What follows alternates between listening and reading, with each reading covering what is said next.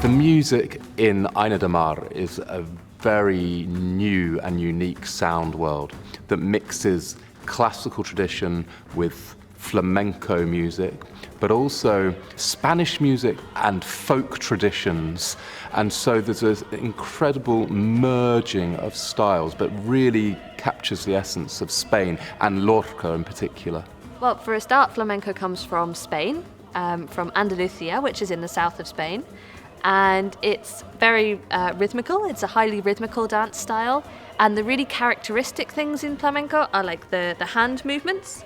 So we have very specific hand movements, which we add on the end of all of our arm movements, where you articulate the fingers a lot. And also footwork. So in flamenco, we wear heeled shoes with nails on the bottom of them. As a flamenco dancer, we're also musicians because we're making noise with our feet at the same time as dancing with our upper body.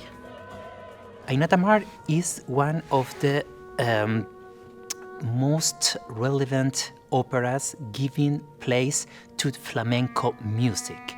Many of the songs are based in the flamenco rhythms, like seguidilla, like bulería, like solea. All the singers, the chorus, the principal, they must be singing through a flamenco rhythm. I know that what they want to do is just move like a flamenco dancer. But for me, the most important thing is that they must understand what is the flamenco feeling, our history, why we express not only moving but also singing or playing a guitar or playing a flamenco cajon, what we are speaking about. It's a way of life, it's a way of a different vision, it's our history, it's our tradition. If we don't feel, we cannot move. I have the great pleasure of playing the guitar for Ainadamar, and it also involves a very fun on-stage part. The main thing a flamenco guitarist is trying to achieve is volume. The guitar's purpose in flamenco is to accompany dancers and singers. In the on-stage part, we have this run. That's all played with the thumb.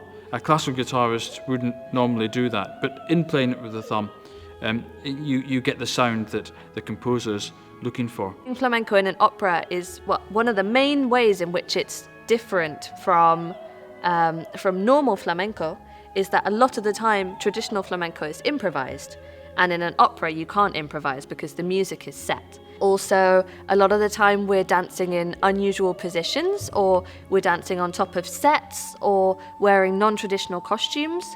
This tablao that I'm sitting on, there's 4 of these, and they get moved around, and sometimes they're on an angle, or sometimes they're standing up on end, and we as dancers are dancing on top of them, and that is also not something we would usually do in flamenco, because usually we'd be on a flat floor.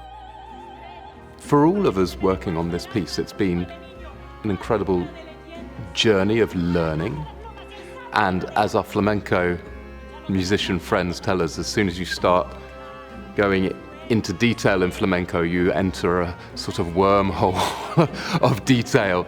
And we've scratched the surface as classical musicians. If you come to see this piece, be prepared for the most incredibly atmospheric sound world, but at times also real brutality in the music, but it's just vivid and vital, and is played with real verve by the WNO orchestra.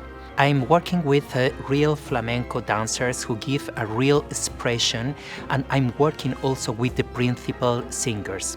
They have to move hands, they have to move bodies, but they must understand what is the flamenco feeling. They are acting, they are singing, they are moving as real flamenco dancers, and this is what makes Ainadamar a completely different opera. It's an opera who shows the soul of Federico García Lorca, the soul of Spain, and this soul speaks about emotion.